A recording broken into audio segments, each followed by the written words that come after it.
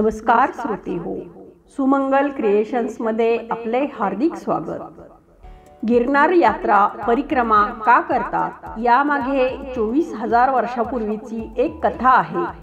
साधारण 30,000 वर्षापूर्वी पृथ्वीवर हवेचा वेग ताशी 25,000 किलोमीटर होता। एका क्षणात अख्खा पर्वत उडून दुसरीकडे जायचा। त्यावेळी पृथ्वी एकखंड होती, पर्वतांना पंख होते असा दक्षिण भारतीय साहित्यात उल्लेख आहे। ब्रह्मदेवाने पृथ्वी नियोजन करताना ते पंख कापले, म्हणजेच हवेचा वेग ताशी 20 ते 100 किलोमीटर आणला। त्यावेळी गिरनार पर्वत समुद्रात लपून बसला। गिरनार हा हिमालय पुत्र व माता पार्वतीचा भाऊ। माता पार्वती आणि शिव यांचा विवाह सोहळा 20,000 वर्षापूर्वी हिमालयात झाला। बहिणीच्या लग्नासाठी गिरनार समुद्रातून बाहेर पडला आणि जमिनीवर स्थिर झाला। समुद्रापासून अवघ्या 50 किलोमीटरवर हिमालयात जाऊ शकला नाही। पुढच्या त्रिपुरारी पौर्णिमेला माता पार्वती भगवान शिवासह गिरनारला मुक्कामी आल्या। शिवपार्वती विवाहात सर्व देव, ऋषी, तीर्थ, नवग्रह, अष्टसिद्धी, नवविधी, 52 वीर, 64 मातृका, 11 जलदेवता, नवनाग, अष्टवसू, कुबेर भंडारी आले होते। त्यांच्यासह शिवपार्वती 4 दिवस गिरनारवर होते। त्या काळात सर्व देवतांनी गिरनारच्या जंगलात मुक्काम केला होता। आजही कार्तिक एकादशी ते कार्तिक पौर्णिमा या दिवसात सर्व देवता गिरनारच्या परिक्रमा मार्गात मुक्कामी असतात। याकरता ही परिक्रमा केली जाते। शास्त्रानुसार एकूण 3 गिरनार परिक्रमा केल्या की एका कैलास यात्रेचं पुण्य मिळतं। गिरनार पर्वत उजव्या हाताला ठेवून त्याला प्रदक्षिणा घालणे यालाच परिक्रमा करणे असे म्हणतात। पुरातन काळापासून सदर परिक्रमा चालू आहे।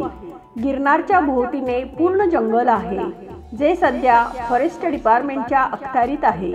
वर्षभर आपल्याला या जंगलात प्रवेश मिळत नाही। फक्त या परिक्रमेच्या कालावधीत 5 दिवस सर्वांसाठी प्रवेश मिळतो। या जंगलात मुंगी, विंचूपासून ते सिंहांपर्यंत भरपूर प्राणी आहेत। पण या 5 दिवसात हे प्राणी आपल्याला काहीही त्रास देत नाही। ही दत्तगुरूंचीच कृपा आहे।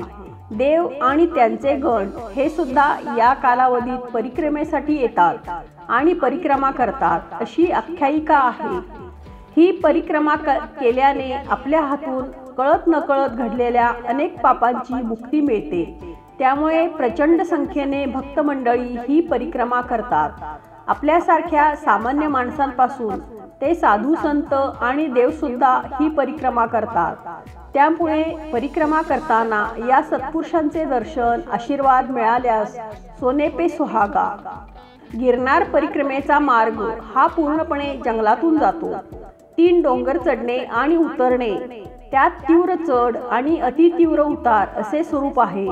चारी बाजूनी घनघोर जंगल, उंच झाडे, झावळ्या, मोठमोठे वृक्ष यामधून भक्त परिक्रमा करत असतात। ही परिक्रमा कार्तिकी एकादशी ते त्रिपुरारी पौर्णिमा या 5 दिवसात करतात। घनदाट जंगलातून जाणारा मार्ग हा काटेकुटे, दगडे यांनी घेरलेला आहे। तरीही श्रद्धस्थ भक्त मंडळी उत्साहाने आणि श्रद्धेने हा मार्ग सोपा बनवितात।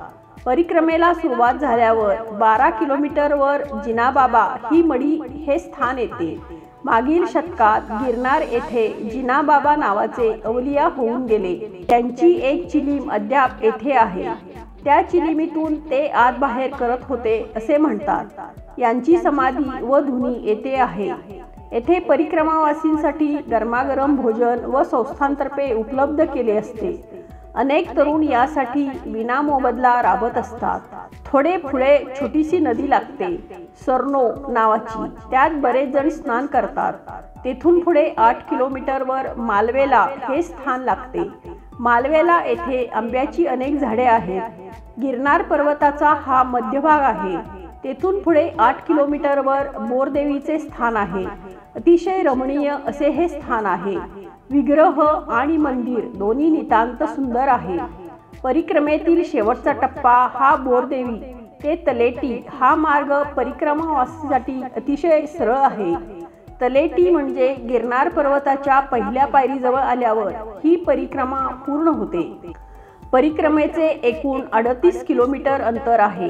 काही जण पहाटे 5ला निघून संध्याकाळी 7 पर्यंत पूर्ण करतात। आपल्या चालण्याच्या स्पीडवर अवलंबून आहे, तर काही जण 2 दिवसात करतात। कार्तिक शुद्ध एकादशी पासून गिरनार परिक्रमेला सुरुवात केली जाते। भवनाथ येथील दुधेश्वर शिवमंदिरापासून सुरुवात करतात। संपूर्ण परिक्रमेचा मार्ग हा घनदाट जंगलातून जातो।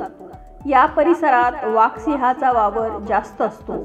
या परिक्रमेच्या काळात वाघ सिंह तर सोडाच, परंतु साप विंचू यांचेही भय नसते। ही महाराजांची किमया आहे।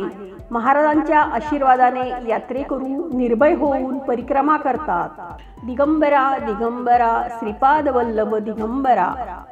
धन्यवाद।